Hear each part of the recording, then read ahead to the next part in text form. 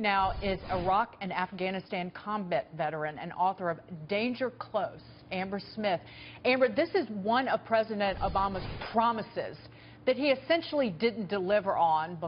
The prison is still open. But what do you make of this move so close to the inauguration by the Obama administration? Well, he only has 2 weeks left to make any of these sort of movements out of Guantanamo Bay. But in terms of President Obama's vision of bringing these prisoners to the United States and prosecuting them in federal court, that dream is sort of over for him. That ship has sailed. What we might see in terms of there already being deals done is if there are transfers of these prisoners to any other foreign nations. But we're not going to see any prisoners come to the United States. Congress has made that almost impossible for the president to do, especially with the most recent National Defense Authorization Act that was just signed. So what you've seen is the release of these prisoners, or these prisoners being turned over to foreign nations. And we know from people within the government in testimony that Americans have been killed by these individuals released from Guantanamo. In fact, if you point to Osama bin Laden's former cook has been re-radicalized and rejoined essentially Al-Qaeda in Yemen. But again, this is some sort of blind spot that the Obama administration has to the reality of radical Islamic terror. You're absolutely right. What we're seeing now, if there are any transfers made within the next 2 weeks, this is personal to Obama. Any of these transfers aren't doing what's best for America and America's national security. It is merely a very personal move to Obama. I think has a lot to do with ego and basically not wanting to let go of the reins in terms of the American people didn't agree with President Obama's vision to move these terrorists who have been known to kill Americans, or at least plan to kill Americans. So these are the most dangerous individuals in the world whose mission is to find a way to kill Americans, and President Obama wants to release them back into society around the world, and that have a huge percentage of going back to the battlefield to do what they did when they were captured and placed in Guantanamo in the first place. Good morning, Amber. And so the president-elect is going to face, this is Morgan, is going to face a ton of problems overseas. In Iraq, we saw, the troop withdrawal in 2009 when President Obama came into office, which now would clearly be seeing the rise of ISIS. We see what's going on in Syria. We still have troops 15 years plus years later in Afghanistan. With all of these hot spots around the world, and we're still facing the threat of radical Islam, what do you suggest to the incoming team can advise the president-elect to do to focus? Because it feels like we're still in skirmishes all over the world dealing with great powers and with terrorist groups. We are. We have U.S. troops all over the globe that are responding to different conflicts.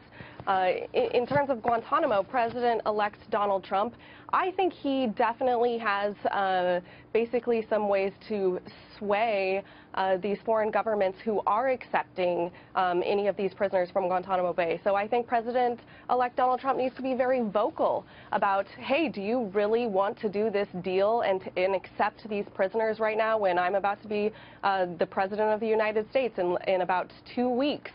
That's sort of stepping off the wrong foot in terms of relations between two nations. And so I do think we need to re-examine some of the deep conflicts that we're in, including Afghanistan, our nation's longest war, which has also turned into what I sort of feel is our forgotten war. We still have, over 8,000 troops in the country at this time. We've spent over $850 billion on that war since it kicked off, and we've lost nearly 2,400 American soldiers. So we really need to re-examine what we're doing, what the end state looks like, and how we're going to sort of transfer from one administration to the next in terms of mission with Afghanistan. I mean, one of the things that I'm curious about, it seems to me that the Obama administration has accepted that they aren't going to close Guantanamo Bay, that their policies have failed. I mean, they used to talk about closing Guantanamo Bay. Now, in that most recent press conference, he said it's a routine release to reduce the population of Guantanamo Bay. So it seems to me that the administration now is saying it's not going to happen, and they're going to hand it over, and we're going to have different policies moving forward. What do you think that we can expect in this transition? Well, I think that President-elect Donald Trump, he's already made it very clear. He just tweeted about it, that he wants to keep Guantanamo Bay open. He wants to ensure that detainee operations are still active at that facility, and I think that is the best way to move forward with Guantanamo Bay.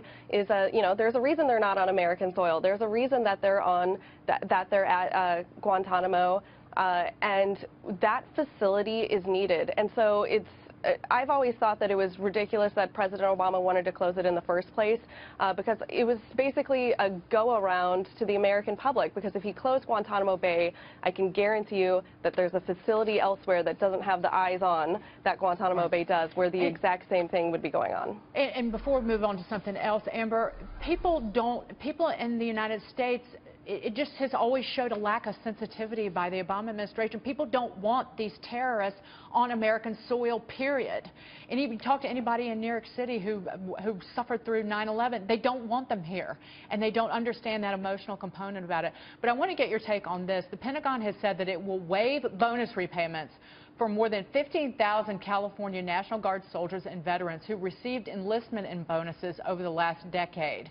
Again, Amber, doing the right thing, your reaction? I wrote an article on this a couple weeks ago when that story broke, and I am very happy to see the Pentagon doing the right thing in this case, because when they went after those soldiers and they basically made their lives very tough for years, financially, a lot of them couldn't get home loans, and they faced credit debt collectors, all sorts of really bad things that when you're already dealing with the struggles of life, suddenly when the Pentagon's going after you, that makes it a lot harder. So I was happy that it got the recognition that it deserves. Those soldiers did not know that they were not allowed to get those bonuses. And so, they weren't at fault there. It was basically just a bad situation, no fault. There was a mess up, and the Pentagon should not have gone after those people. So I'm happy to see that they basically have freed them from those debt obligations. And now on to the Trump administration fixing the VA. Let's hope for that happens soon. Amber, it was great to see you. Thank you so much. Thanks, Sagan.